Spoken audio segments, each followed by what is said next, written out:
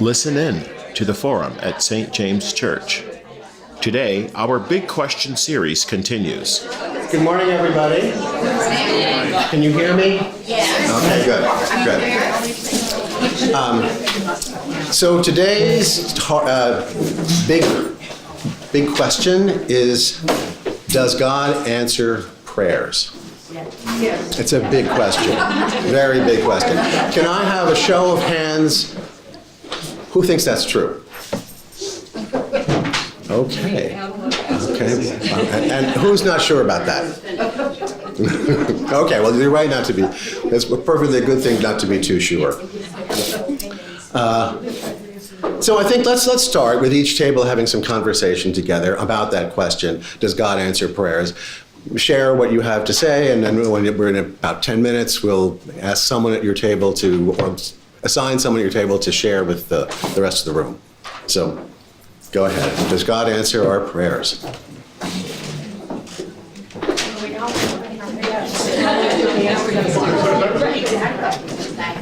So, everybody, let's hear what we've been speaking about here. What about this table? Who's going to speak? God does not answer directly, like we send a list to Santa Claus and then we receive all that we ask for. But we might not realize that although we don't receive a direct answer, there is an answer in making us stronger to face the problem that we are asking a solution for. And God has a larger view of our problems, which are not created by God punishing us, but they're created by our inability to be perfect. Otherwise, there would be no. So, what is a disaster now? It's not because God does not answer our question. How about here? So I shared that I grew up in a Catholic household and had a strong faith through my mom. And as I got older and we got married, my two boys came out to us and said that they were gay. And knowing how the Catholic Church feels about the gay community, we sort of drifted away from the Catholic Church for many years. And then I had a brother of mine who introduced me to a retired Episcopalian priest who I reached out to, and we had a conversation. He sent me a book, and it really piqued my interest, the fact that he was able to preach based on who he was, and that was a way of God answering my prayer of bringing me back into the church.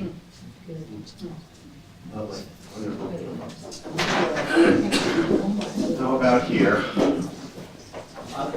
Prayer, as far as I'm concerned, is answered when you're sincere. I mean, you can pray all you want, but if the sincerity isn't there, then see you later. That's true. Just a quick story about my son when he was 4. He was very sick, going sort of in and out of comas. We didn't know what it was. Going out of the emergency room. They had a sonogram done, a huge mass in his belly, and they were about to wheel him into the operating room. I did call our nanny in Brooklyn, who started a prayer group, and just before they wheeled him into the operating room to operate on this, they asked, they checked, and the whole thing had gone away. And he kind of vomited a little bit and woke up and was just fine. And it was just a complete miracle. But I believe that prayer that started in Brooklyn with my nanny and others of our family was definitely, we had the answer. Thank you very much. Just quickly, a couple of examples around our table had to do with illness and passing of a loved one. And I think in both of the cases described, it wasn't about praying for full healing, but praying for God's presence in our situation, whether it was for ourselves or for the person who was about to be deceased, praying for strength, praying for mercy. And I guess from, showing up with what intention does one have in terms of how God is going to answer that prayer. Very true. Thank you. Hi, I'm Betty. I had a stroke 2 years ago, and my daughter Amy, who's visiting today, said I'm in the hospital here in New York. And she says, "Well, Mom, we got to call the church." And I said, "Right, we got to call the church." So Amy called St. James. Brian came right over that day, and they couldn't find the blockage. They couldn't find it. Test after test after test. Ryan came over, we prayed. I walked out of the hospital the next day with no side effects. Wow. Praise God. I think we have to have Ryan over more often.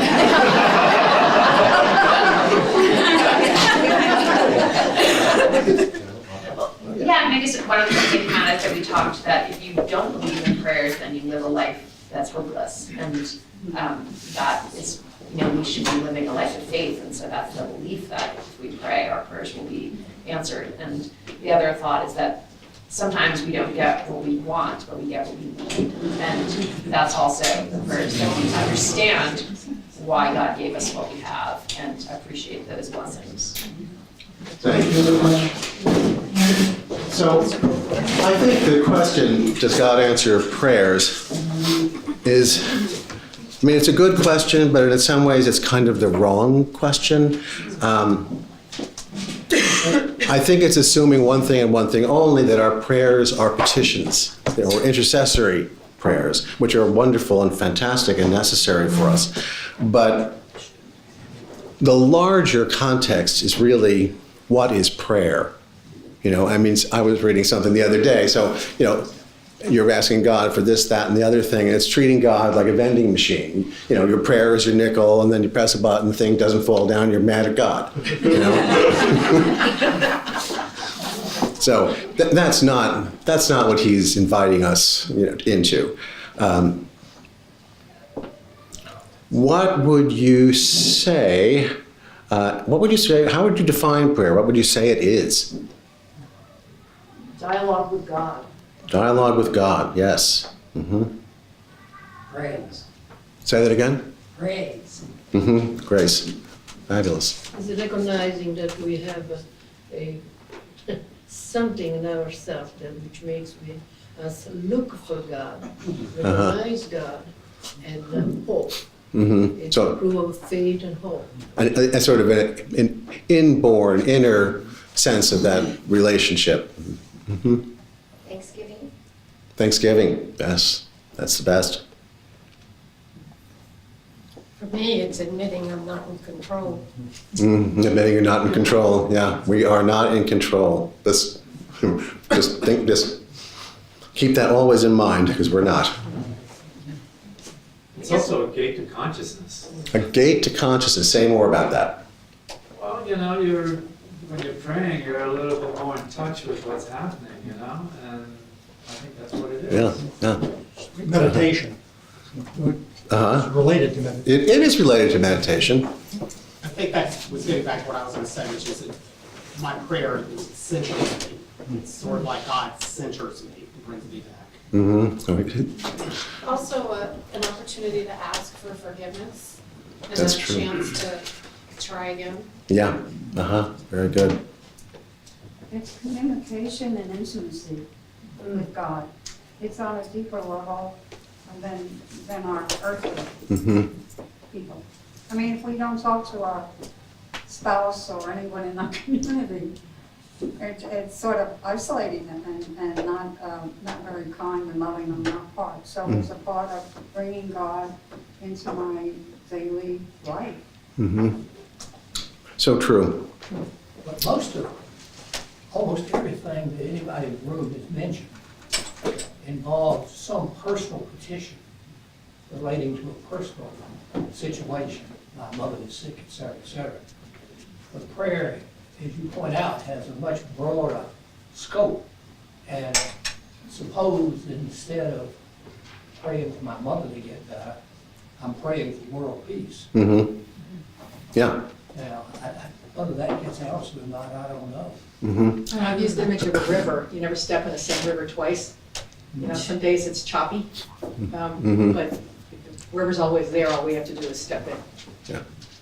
That's great. Yes. Well, you're entering into this the larger being of God, right? In that moment of prayer. And I think before thinking about what you're asking for or what you're praying for, I think the most fundamental thing is when you pray to take a moment before you do that and decide what is your intention. How are you here in this moment, and why are you here in this moment, and where are you going with it? And I think if you bend your conscious and unconscious understandings toward God, it opens things up. And I think prayer is very much about opening things up and making us freer.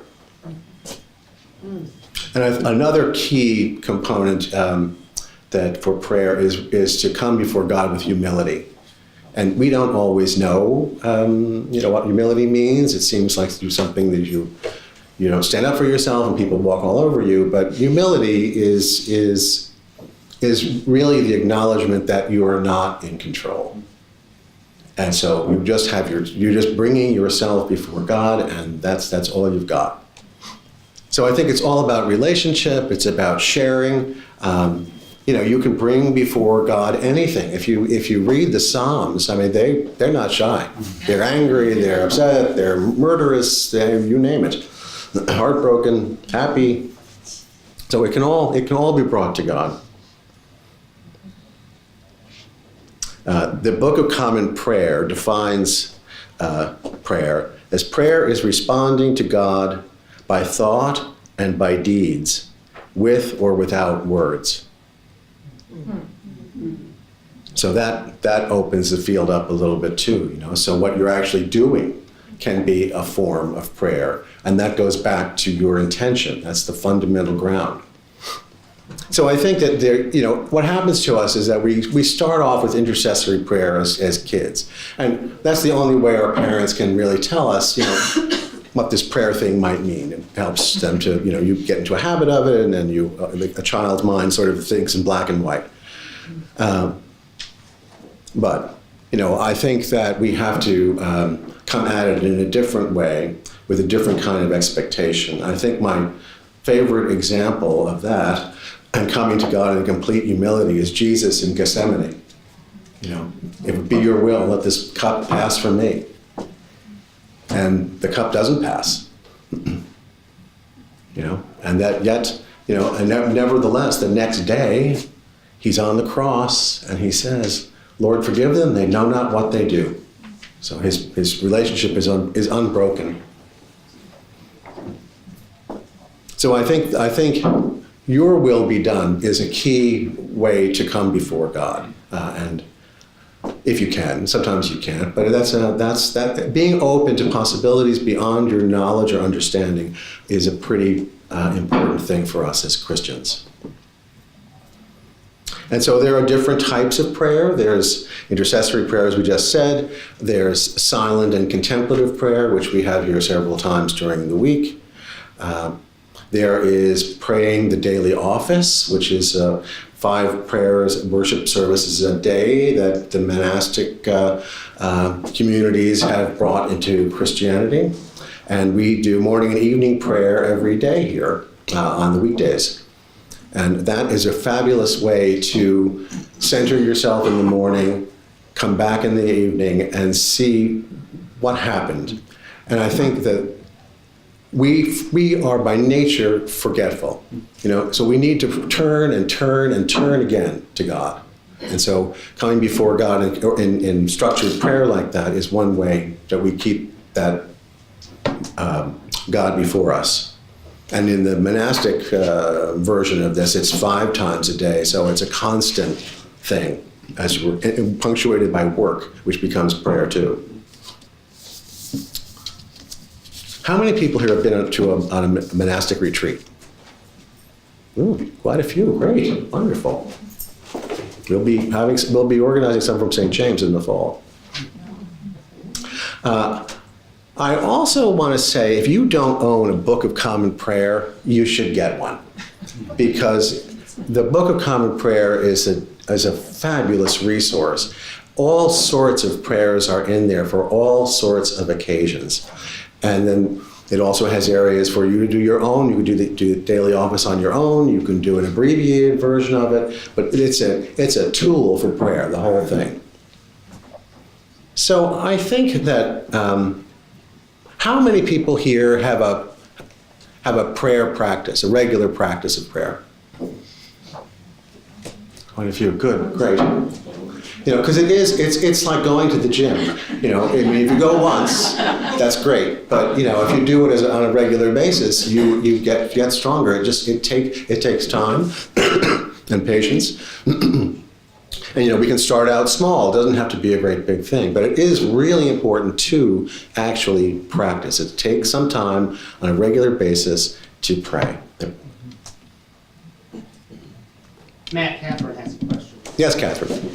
What does daily office mean? I don't understand. The daily office is a daily series of prayer and worship. So there's one in the morning, there's one in the midday, there's one in Why do you call it office?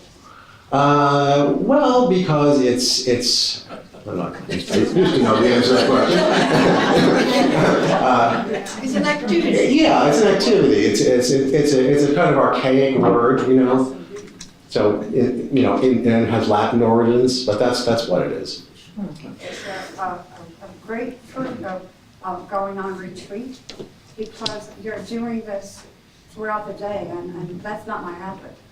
And I realized how important it was because I'm so busy doing everything else that I don't have that continuity in prayer. And it brings you closer to who you are and what has to be done and what's going on in your life. The results were amazing, I think. It was more peaceful, nourished. It's like, giving an injection to you. Yeah. A spiritual injection. That's exactly my experience of a monastic retreat too. I think that is an intensified way to do it, but all of us need to carve out a little time for God out of our, all the things were our lists of things to do, which sometimes God goes to the bottom. We just sang a hymn, I want to walk as a child of the light.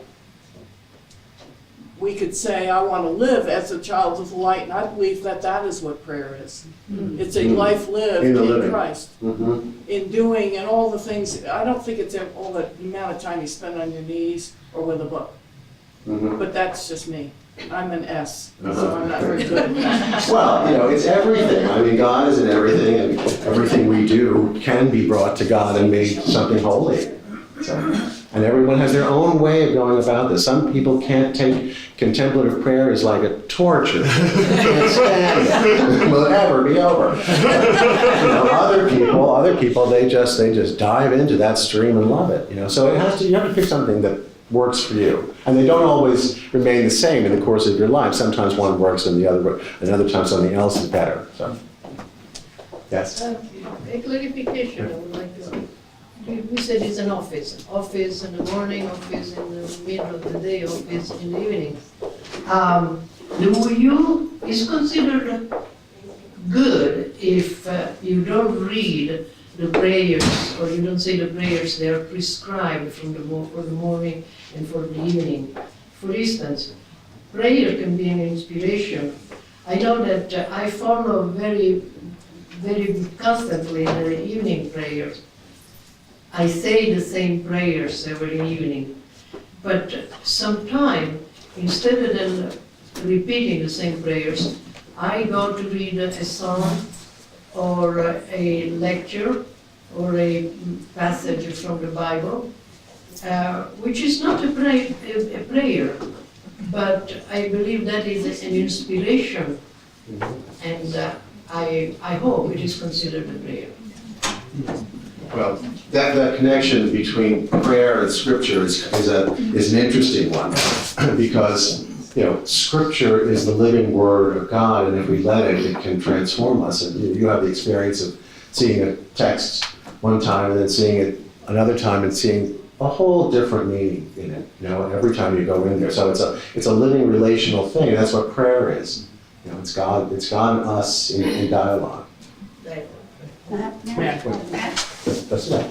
No, you're fine. Oh, I just was going to say that what I found really helpful in my life, moving around a lot, is the Forward Day by Day app, which you can put on your iPhone, which has all the prayers from the Book of Common Prayer in it, and a bunch of other fantastic prayers, so that if you find yourself, with 10 minutes in your life where you can be quiet, wherever you are, you can, be inspired. You can use it as a tool. Sure. And that helped me actually stick with a daily prayer routine, because carrying around Bibles and books of common prayer and all that can seem, can be No, hard. Forward Day by Day is fabulous. And the nice thing about the app is that you can be praying on the subway. It doesn't have to be some other place.